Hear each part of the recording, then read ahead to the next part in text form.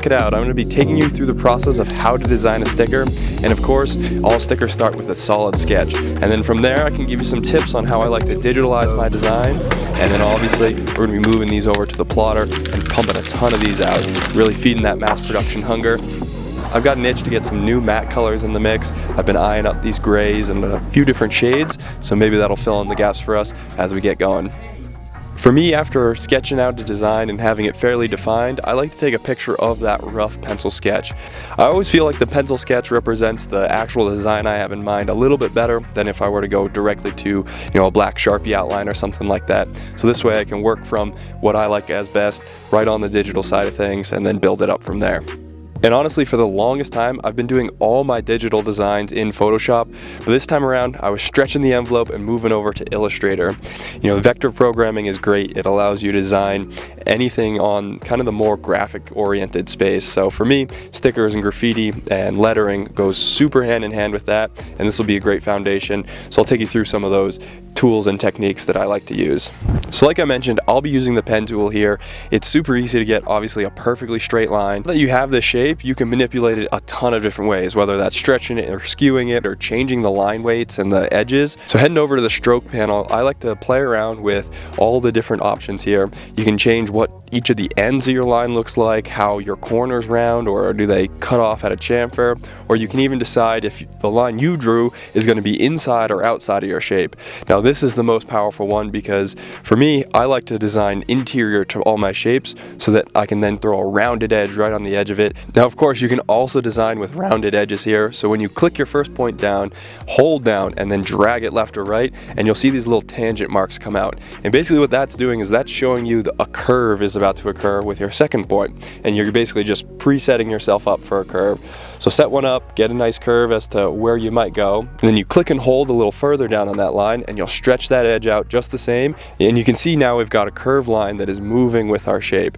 Basically just line that up perfectly, make sure your tangents are kind of going in the direction that the line is going to continue, and then pick your next point along the line. You really only want to put these vertices down every time your curve transitions from an exterior curve to an interior and you're changing that contour.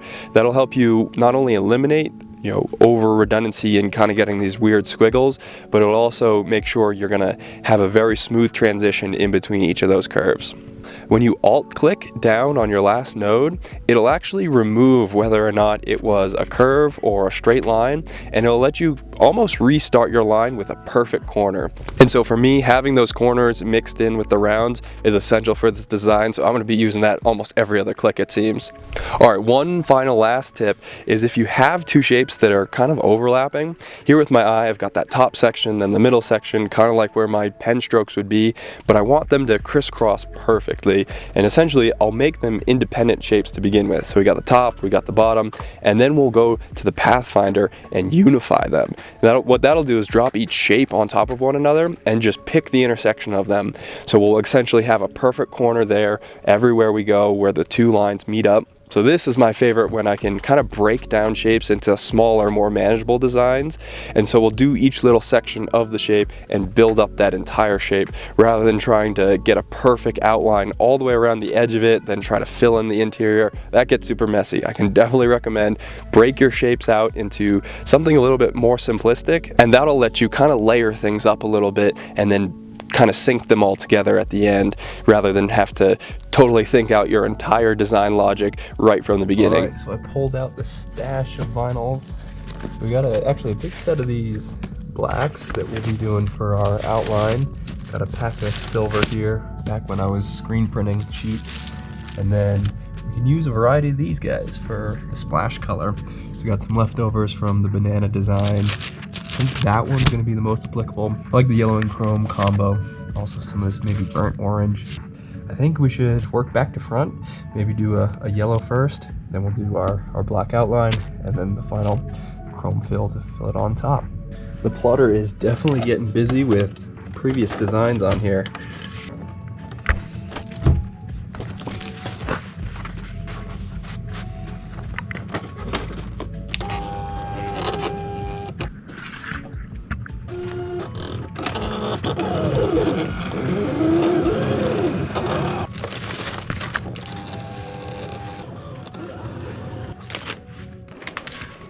one kind of odd shaped splash right there.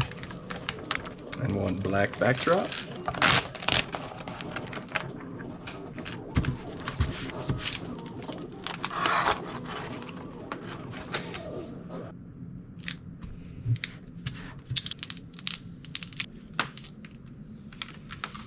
These designs are also pretty nice because since you almost do 3 negative approaches, there's not much to weed. I'm excited for this. This chrome is almost a little muted. Anyways, ended up picking up some gray and dark grays in the matte finish, but I think the regular chrome here is going to be a nice touch anyways. Didn't want them to be too shiny.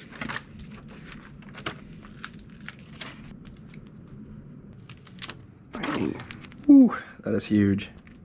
Gotta love the silhouette there without any backdrop.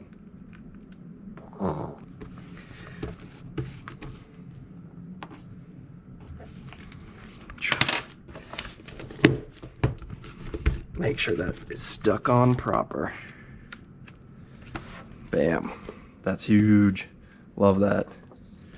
That'll be a nice touch to that page. Well, we got a rinse, wash, and repeat. Looks so funny with the kind of weird backdrop of the splat. Bam. Love that. And you know I had to add one to the front black book too. Gonna need to do another banana, maybe down here instead in the blue. But loving this. Now I gotta pump a bunch out, do a bunch of these, and I don't know, maybe get some other colors in the mix. My goal for having that 3D is to really draw the eye into this piece. You know, making sure that it kind of has that vanishing point style where it's sucking the letters back into a central area. Really makes them pop off of whatever surface they're on. You know, stickers are great, but so often I find that they're kind of muted when you put them up on anything. It looks or kind of plays the trick on the eye, so you want to look at it because it's something 3D, but your brain's trying to tell it, no, it's definitely a flat surface. And honestly, for me, vanishing points are my favorite way to do that. So it gives you a really nice draw in if you look at the shape from right on, and even from the edge, it kind of gives a nice little warped perspective. And to complement that, I'm thinking we really do need to go larger than life with the scaling on these. You know, it's so easy to make some small hand-drawn stickers or small little printouts here or there, but I'm really in the mood to start making extra large stickers here. Like, I'm talking a foot wide. I could even go 2 feet wide with my plotter. And sizability at this point is holding my interest far more than anything, but I think it'll be a little more fun to stretch this out and make it way too big to fit on any reasonable surface. And I've been thinking about what makes having a design like this so much fun. You know, obviously there's a ton of fun in mass producing different things. You get, you know, this plethora of patterning just in the same design, not only because you can have tangibly tons of them in your hand, but also, you know, spreading them so wide. That's obviously the cultivation of like sticker trading is I can do the same design, send it out to 100 different people and just see what kind of comes back. See if people put it in a combo, see if people put it in a book. All that is just so fun and so inviting. And that kind of psyche of making things larger than life and building things up to a grander scheme is kind of the fun part about art, is you're making that thing that's, you know, just a sketch or just an idea in your mind, but then you're bringing it to life and bringing it out into the world.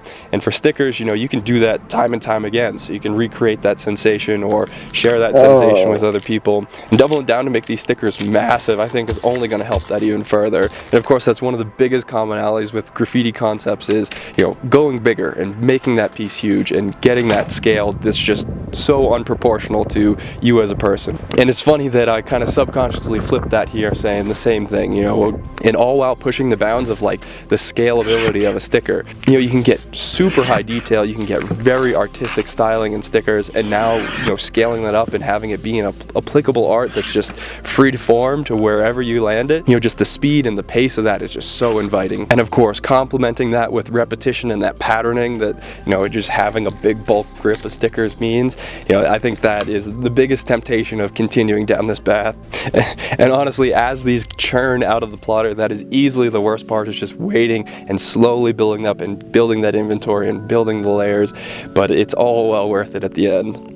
I've shared these already here and there, but I'm super excited to see where all of them end up. So this video project took way long, between hours and hours on the plotter, hours and hours designing, hours and hours editing. This was a heavy endurance, but so happy to finish it up, share it with you guys, and literally get these stickers out into the wild. I've got a few packs put together devoted to the new design. So we've got some small sets that'll have 10 stickers or so, some medium large sets that'll have 15 stickers, some of the bigger sizes of the vinyls, and then some mega sets with these foot wide stickers. So if you're interested in snagging some of these, I've made 10 or 12 of the big guys. I'm sure I'm going to be reprinting as I go, because this design I think is gonna last a while. So maybe go check that out. Drop a like on the video if you enjoyed it or learned a thing or two. Definitely keep an eye out for the next sticker project. Leave me a comment if you have any questions about my design process, and always come jump in the Discord. We've been having a drawing room in there where I was actually working through this design process, getting tips from other people while working on this, and honestly the live critique that you guys fed back to me and taught me how to actually work with Illustrator far better than the YouTube tutorials we're doing was golden, and I've been able to help share that with some other people, so definitely come drop by. That's gonna do it for me, guys. Peace.